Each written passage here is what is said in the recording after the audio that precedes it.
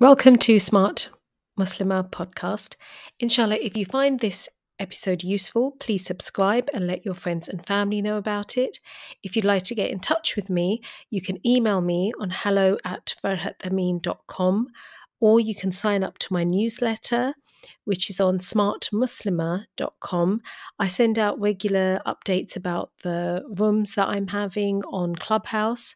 I have a club called Smart Muslimah there, which you can join. Or you can send me a DM on Instagram. That's farhathameen_UK. You can also find out about book updates. So, updates about my previous book, Smart Single Muslimah, which is available to buy on Amazon, and my new upcoming book called Why Muslim Women Are Losing Faith in Islam. Inshallah, the best way you can support this podcast is with your du'as.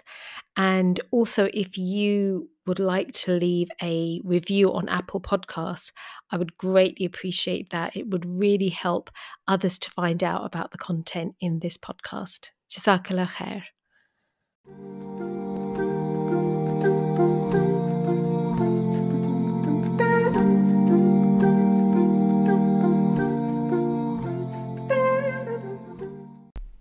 Bismillah ar-Rahman ar-Rahim. Let's begin.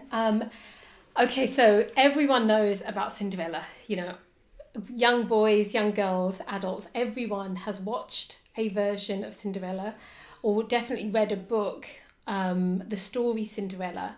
And so it's very interesting that every now and again, like, you'll get a new version, a revamping of, they do this to Pride and Prejudice a lot, that there'll be a modern version of Pride and Prejudice, an Asian version of Pride and Prejudice. And with Cinderella, it's the same thing. It's a well-known story, and there's always money to be made in revamping it. So what you have, if you have Amazon Prime, you couldn't have missed that there's this new movie called Ella. And it's so funny when I saw it. Like, James Corden, he's one of the main guys. He's a comedian. He's a British guy. When I saw that he'd produced it, he had a lot of say in the production of it. I was thinking, right, I could predict what it will be in this movie. But even just looking at the poster, looking at the way the characters are dressed, even who the characters are. But so if you, I don't know if you've watched it. I did actually watch it last weekend. It was interesting. But before we look at the new version, let's have a think through the old version. Now, when you think of the old version, now Cinderella, it's a love story, but it's also a story about, so you've got this poor girl who she's oppressed, and her stepmother has taken advantage of her. Her father's passed away. There's no one who's looking out for her, and she has to do all the housework. So she's got a pretty, terrible, rotten life. That's what we all remember. And her clothes she doesn't have the best clothes. She's Cinderella because she lives in the cinders and sleeps on the floor in the kitchen. And so you lots of sympathy for Cinderella. And, when you're reading it as a kid, you think, oh no, what's going to happen? And she needs to get out of the situation. So straight away, you've got this big bad parent, stepmother, and she's very harsh. And so then, what are her dreams? What does she want to do? She wants to escape this life. And in I'm thinking of the Disney cartoon. Think back to the Disney cartoon. This whole, she wants to be saved. Someone needs to save her. And in that version, in the olden version, it's the way to get saved is she gets married to her Prince Charm, to a guy. A man will save her. That's her only way out of this awful life. And then, so what happens? Okay, you get the fairy godmother comes. She makes a wish, and her fairy godmother comes. And let's just note that the fairy godmother is a woman in the old version, and she's in the cartoon. She's this sweet old lady, and she's dressed nicely, but she's like a grandma, a lovely lady. And now, so then, what is Cinderella's dream? What does she want? She wants to go to the ball. She wants to go to this amazing party, and she wants to see the prince, and she wants to dance, and she wants to be, go from being dressed in rags to wearing a really beautiful dress. In the old version as well, Cinderella makes a dress. If you remember that scene with the mice and the birds, she makes a dress, and then the stepmother sees it and they rip it apart.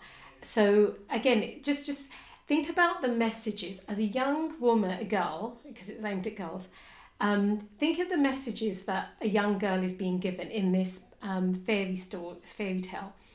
And I want you to think about how, when you're young, you don't, we're not aware of any, as far as any ideas being given to us, how we're internalizing these images and the idea of a happily ever after, and what should a young girl and a young woman dream to become, or what should she want. But as I'm talking, think about this kind of subconscious messages young girls are being given here. So the dream is you want to wear a beautiful dress, you want to go to this really nice party, you want to dance with a man, you want to meet this man, and he has to be handsome and he has to be charming. Like, that is the goal in the old version. So I'm not going to bore you with the story because you all know how it ends. So that happens, and then the ending is that because this Cinderella is patient and she is good and she is obedient, she gets rewarded, and the reward is that she gets to marry the prince. And she doesn't have much of a personality apart from she can sing. The one thing that is the most important thing about Cinderella is that she's pretty and she's thin. Yeah, she's think of the Disney, again, I'm thinking of the Disney version, but think of all the versions, the storybooks that you read. Cinderella was always white. She was always thin. She had kind of long blonde hair. There was a particular look. And when she had this makeover, again, it was think of the clothes that it was, it was a very long dress back then. But again, it was the cut of think of the cut of the dress. I'm thinking of the waistline on this Cinderella. She was very thin. And again, for a young girl looking at that, she's thinking, and we're all thinking, oh, so that's what it means to be pretty and beautiful. And that's what gets you a man. It's because she was so beautiful that she gets noticed. If she hadn't been beautiful, she wouldn't have got noticed. Yeah, if she was if she wasn't thin, she wouldn't have got noticed. Yeah, think of how small her feet were, that she fits into this into that shoe, into the glass slipper. And anyone with big feet, it wasn't going to work. You were not going to have big feet and get into that slipper. So all those messages: what is beauty? What is success? And and in this version, she does get married at the end. You see them getting married. So that's the old version. And so what do we have? One other thing is, just bear in mind how quickly she falls in love with the prince and how quickly he falls in love with her. It's an instant, which is completely unrealistic. It's like Romeo and Juliet all over again. The idea of, I teach it at high school level, and I can never stop myself when I'm teaching this. I just have to go into one about true love with the teenagers I'm talking to. And by the end of it, I convince them that it was lust. You do know this was lust. This was not love. That is not what a strong relationship is built on, and how it was, how they were immature. And I can tell they're always thinking, what is Miss going on about? But I always convince them until they say, yes, Miss. And yeah, we get it. I don't move on. It's the same with this idea that just, you see each other and you fall in love. You just danced with each other for how long? Like 30 minutes or less was the dance in the ball. And that's it. It's true love. So again, just think of all those messages. And there is, one other thing. This idea that love conquers all. So remember, Cinderella's like this poor girl, and the prince is like the upper class. It's telling people that somehow love will conquer everything. You can, the class divide does not exist. As if rich people marry poor servants and poor women who look, even the other way around. It's telling us all this idea that love is the only thing that matters. And at the end, also, she forgives the really cruel and nasty behaviour of her mother and her stepsisters. Again, that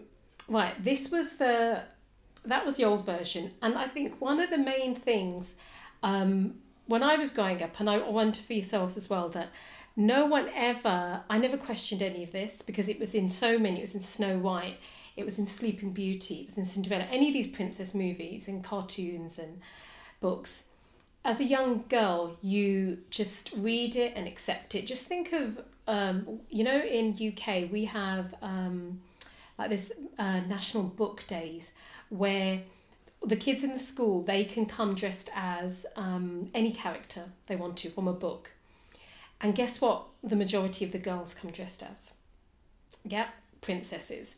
So so the girls' majority comes princesses, and the boys will either come as Harry Potter, because they can't be bothered to. My son came and went as Harry Potter one day because it was easy. You just put on like fake glasses and a jacket and that, and put a scar on your head. That's it, Whereas the girls, they were going with the whole full 9 yards. That they wanted the dress from the supermarket, the tiara, the most impractical shoes in the world, and so again, this is not only we watch it, we copy it, we believe in it, and that is how these things work. It's actually, and you learn the songs, of course, and now with Disney Channel, it's on 24/7. The kids can just like press the remote control, but it's now okay. So that's the old version. Okay, so now we've got Ella, which interestingly it says it's for 7+ age, and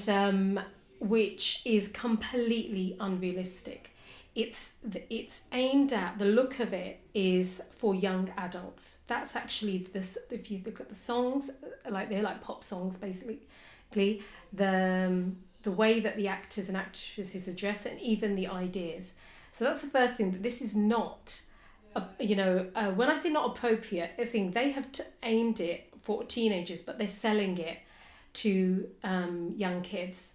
Okay, so now the one thing to notice is it's made very well. Like I've watched a lot of movies in my time, and it's a very entertaining movie. The songs are very catchy. A lot of them they've kind of changed some of the words to old songs. So they've got Madonna's Material Girl.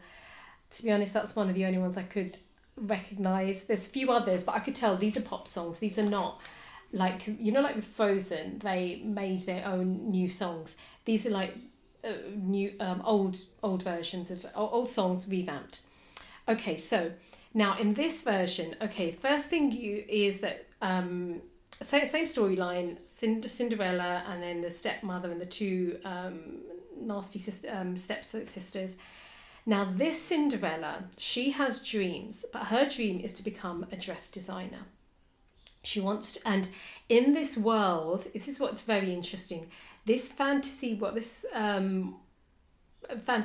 that exists in this movie, in this, women aren't allowed to work. They're not allowed to have businesses. Number one, that's the first thing to remember. And the other interesting thing is there's a lot of black, like in the extras, there's a lot of black, ethnic. It's not just white people, actors and actresses. So that's a good thing, I thought. Okay, so they've brought it up to date as far as previous Cinderella was just white, and this one isn't. This is like multicultural. Okay, but yes, this Cinderella, and now the other thing is that the Cinderella, she is Latino. She's an Latino actress. But what is very interesting is, again, she's thin. Yeah, she is what's the word? As far as the stereotypically pretty, as in, although she's Latina, she's very fair. The only really Latino thing about is her black hair. But I can tell why, the reason why they got this actress is it ticks more boxes. If you have a Latino actress, you've just opened up the Latino audience, and all those. So it's not just, when girls are watching, they're thinking it's not just for white girls here. This could, an Asian girl, a Pakistani girl, a Bengali girl, an Indian girl, a South American girl could think, oh, I relate to her. She looks like me. Yeah. So I thought that was very clever. You've just broadened the audience. But as far as she's thin, she's fair, she's stereotypically beautiful. It's interesting. When I looked at her, I thought she looks like Meghan Markle. What's his name? It's not William. Oh gosh, I've forgotten the guy's name. The prince that she married. And I did think, there's a lot of similarities in the way she's looked. So I thought, okay, that's interesting to know. But okay, so she wants to design dresses and sell them, but no, she is not allowed to do that. Yeah, so her dreams are being, there are barriers to her dreams. Then again, you've got the nasty stepmother who is, not only will she not let her do her business and sell her dresses, she's forcing her into an arranged marriage. Yeah. And she uses some violence against her as well. So again, so you've got that storyline there, which wasn't there before. And I did think, this is interesting. Forced arranged marriage to, again, look at the way beauty is defined as if the guy who she's being forced to marry, he's overweight. And so again, there's messages here. Cinderella's very thin, and other characters, like one of the stepsisters, she's overweight. And again, I thought, so although this movie is saying it's progressive, it's actually relying on typical tropes about beauty. You know, they haven't, the normal stereotype of beauty, that hasn't changed, because the bad characters are still not thin, yeah? So that's something to know. Okay, so she's got that now. The other thing, one other thing with this Cinderella is she's definitely sexualized. Yeah, this is something that's aimed towards young girls, and at least in the old Cinderella, she was not, you could say in quotes, sexy, but this Cinderella is. And I thought, again, that made me think, what are girls going to pick up from this? So if I want to be the heroine, and think of every movie that has a strong kind of heroine in there, the main character's woman, they will always be sexualized. Whether she's kicking down doors and she's some kind of action fighter, think of what's in Black Widow, the latest Disney character. Again, she's wearing skin tight clothing. Yeah, she's always made up with makeup. And this is another thing, but for Cinderella, Cinderella's makeup is pretty good throughout. It's immaculate. She's got the false eyelashes, she's got the lipstick, the perfect foundation. Her hair doesn't even get messed up that much. And I was thinking, where are the Cinders? She doesn't look like she works in a kitchen or in a basement. She looks pretty good all the time. So then we've got this now. Let's then move on to the Prince Charming. So, okay, you've got this Cinderella. She wants to, right, it's the same thing. The reason why she wants to go to the ball this time is to sell her, is to find which women who she can then sell her dresses to, and that's why she's going. She's not going to get the prince. Now, the prince, he must be the most effeminate prince I have ever seen, because there are times when I was thinking, I don't know who has more makeup, Cinderella or the prince, because his lipstick was the same shade as hers. He had, again, his foundation was better than some girl's foundation I see. His hair was amazing all the time, and that was just the way he looked. Now, what he wanted was it seems like his whole role is he proposes to Cinderella, but she says no. And she says, sorry, by the way, if anyone, this review is full of spoilers. I'm giving the storyline away completely, so I apologise if anyone, but I was thinking most of us know what Cinderella's about, so it won't be too bad. But yeah, it's like his character's just there to pander to everything Cinderella wants. So she rejects his proposal, he's heartbroken, and then he changes his mind, says, you know what, we don't need to get married, we can just be in love. And I will support you, and I'll leave. I'll stop being, I'll give up my throne for you. And again, I just thought, this is the most unrealistic storyline in the universe. No prince is going to give up his title for a dress designer. But again, for a young girl watching that, what it does is it makes her think, right, that's what a guy should do for me. I should have my dreams, and whatever I want to do, he should just be there to bend over backwards to support me. It's like he has no dreams of his own. It's like he has no personality of his own. He's just there to do whatever Cinderella wants to do. And I thought, again, unrealistic, and it's like he's completely emasculated. And I thought, look at how the Prince Charmings have changed over time. And I think this is what is the really interesting thing about this, that how Cinderella has changed over time. And this is why I in the title I've put Cinderella, is it a feminist story? Is she a feminist now? Because really that's exactly what this story is saying. This movie version is that Cinderella is a feminist. She has a goal. She'll whatever she needs to do to achieve them, she'll do it. She's got this awful parents, and the prince's parents in this are painted as monsters, yeah, and they only become good once they change. And there's bad things that the parents are doing. Both of them are trying to force them into arranged marriages, but it's so interesting. I thought it's like rules are there to be broken. Don't obey your parents. They don't know what they're talking to. Follow your dreams. You have autonomy.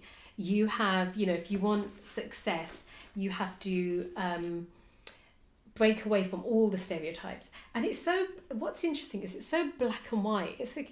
I know it's fairy tale, but it's completely unrealistic. It's like there's either you're good if you are like Cinderella and the prince and you follow your heart, and in the songs it's again, love is enough, love will conquer everything. And you're bad if you follow rules, if you're like the parents, if you have any kind of realism about life. Yeah, it's a very black and white, and for a young kid it's easy for them to just take black and white ideas, and they'll think, yeah, I would definitely want to be more like Cinderella and the prince. Don't want to be like the parents at all. And okay, I have to mention that, of course, this being a progressive liberal movie, the stepmother is no longer a woman. No, nice little old lady has gone, and it's this disgusting transvestite man. And when I looked at it, I thought, oh my God, he looks so scary. But no, he is one of the good guys.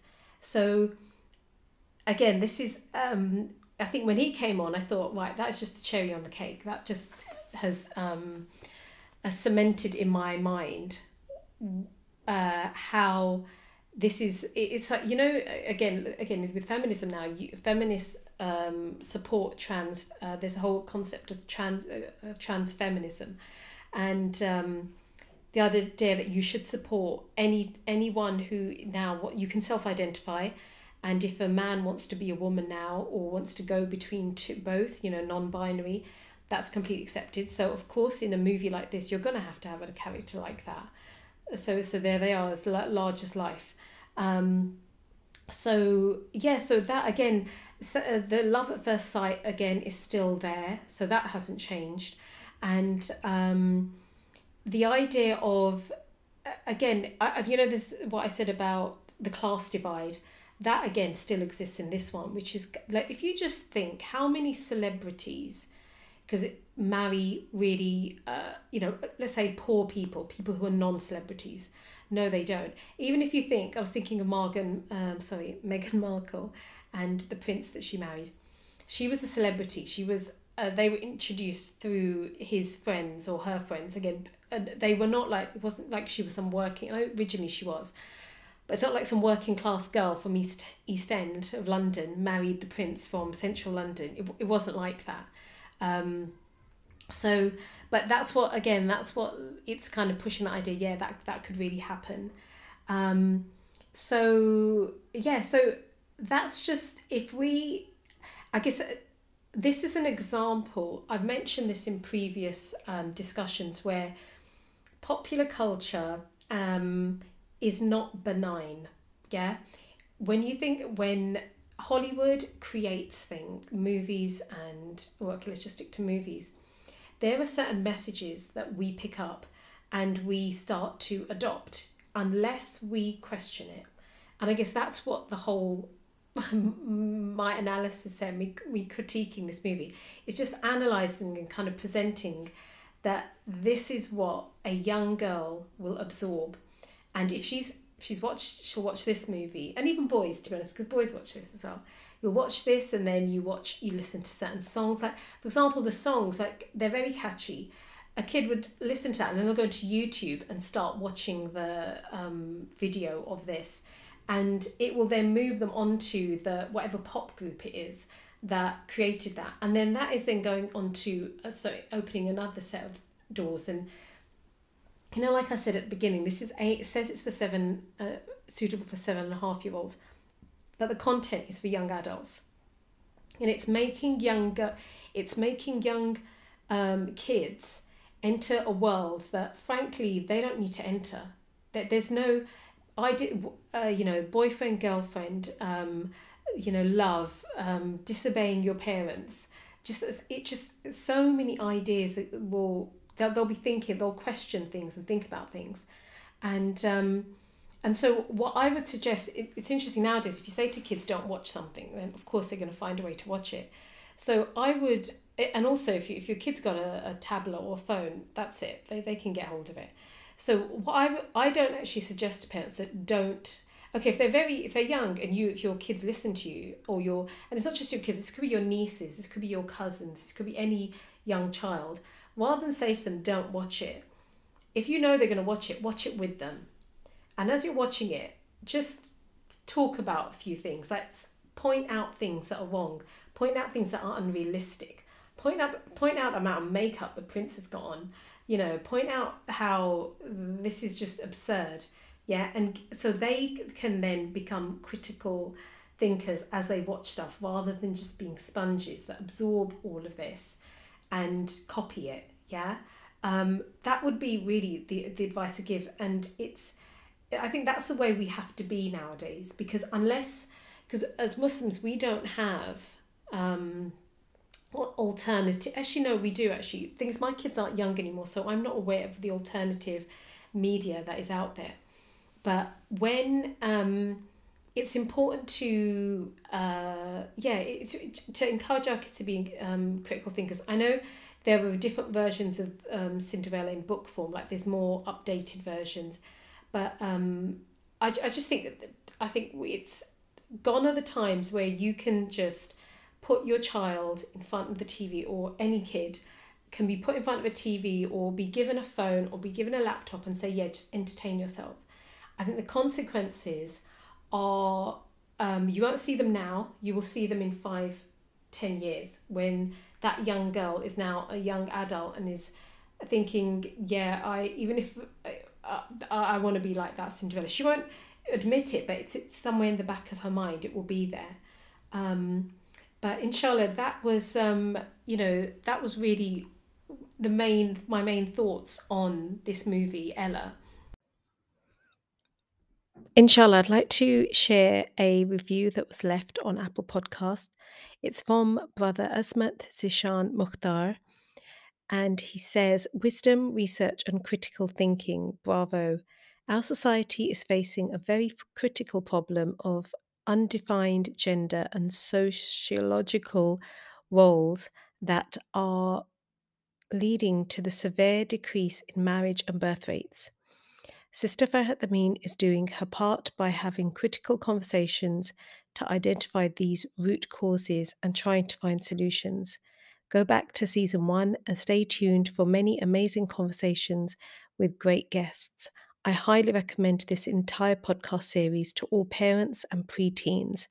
We need to unlearn and relearn a lot of things, and this is one resource that I have found that can begin to help make sense out of it.